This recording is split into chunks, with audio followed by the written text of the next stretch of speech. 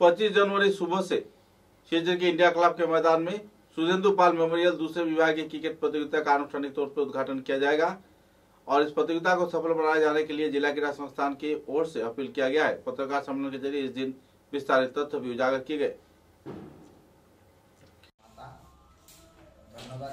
সন্ধ্যা আমরা আজকে এখানে সমবেত হয়েছি আমাদের একটা অত্যন্ত গুরুত্বপূর্ণ টুর্নামেন্ট সেকেন্ড ডিভিশন ক্রিকেট কাম নকআউট কম্পিটিশন 2024-25 এটা শুরু করতে যাচ্ছি আমরা আগামীকাল থেকে।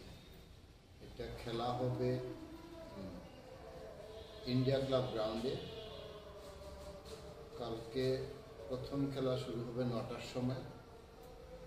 এতে 24টি দল অংশগ্রহণ করছে এবং এই গুরুত্বপূর্ণ টুর্নামেন্টটা স্পন্সর করতে এগিয়ে আসছেন আমাদের জেলা ক্রীড়া সংস্থার প্রাক্তন, উনি ছিলেন সুধেন্দু পাল। আপনারা সবাই চেনেন ওনাকে, সুধেন্দু পাল। উনি এসিএর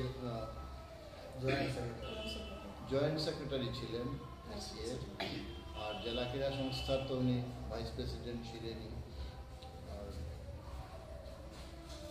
খেলার সঙ্গে জড়িয়েছিলেন, তাই ওনার পরিবার থেকে এই স্পন্সরশিপটা আসছে। আমাদের সঙ্গে আজকে উপস্থিত আছেন আমাদের পরিবারের পক্ষে সুদীপ্তা পাল, হলো বেন্ডুদার মেয়ে, এবং ওনার জামাই হাজব্যান্ড হলো সরজিৎ সোম, ওরা উপস্থিত আছেন। আর আমার জেনারেল সেক্রেটারি অতনু ভট্টাচার্য উপস্থিত আছেন।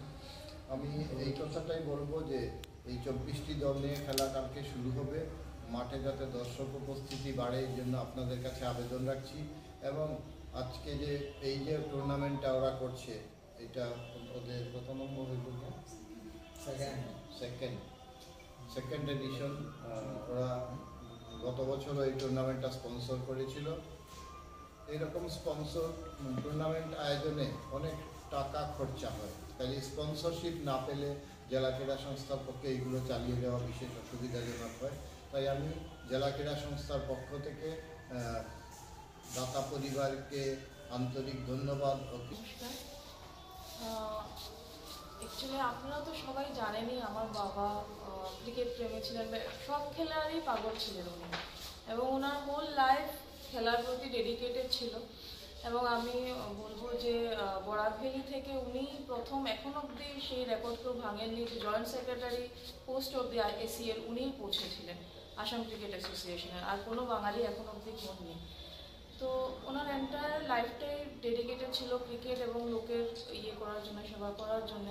আরেকটা সাইড আমরা জানি শুধু খেলার দিক, আরেকটা দিকও ছিল, সেটা হলো উনি নবদ্বীপে একটা কলেজের সাথে জড়িত ছিলেন। সেটা হলো সংস্কৃত কলেজ, সেখানে ট্রাস্ট বোর্ডের মেম্বার ছিলেন এবং উনি সেখানেও অনেক কিছু মানে ডোনেশন, তারপর ওনার যখনই দরকার পড়তো সেখানে গিয়ে কাজকর্ম তদারকি করতেন। সেই জায়গাটা আমাদের আনটাস্টই থেকে গেছে, আমরা ওদিকে কিছু করতে পারিনি। এখানে যেহেতু কাকু আছেন, দাদা আছে, তো ওনারা আমাদেরকে অ্যাপ্রোচ করাতে আমরা এখানে ছোট্ট একটা আমাদের কন্ট্রিবিউশন, যাতে এখানের খেলোয়াড়দের ডেভেলপমেন্টের জন্য একটা ছোট্ট কন্ট্রিবিউশন করতে চাই, তাই জন্য এগিয়ে এসেছি। Are lots of thanks president কাকুকে, দাদাকে, অতনু দাদাকে, যে আমাদেরকে এবছরও সেকেন্ড এডিশন। ওরা গত বছরও এই টুর্নামেন্টটা স্পন্সর করেছিল। এইরকম স্পন্সর টুর্নামেন্ট আয়োজনে অনেক টাকা খরচা হয়, তাই স্পন্সরশিপ না পেলে জেলা ক্রীড়া সংস্থার পক্ষে এইগুলো চালিয়ে যাওয়া বিশেষ অসুবিধাজনক হয়।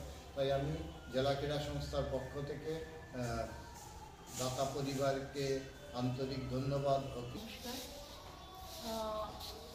অ্যাকচুয়ালি আপনারা তো সবাই জানেনই, আমার বাবা ক্রিকেট প্রেমী ছিলেন, সব খেলারই পাগল ছিলেন উনি, এবং ওনার হোল লাইফ খেলার প্রতি ডেডিকেটেড ছিল।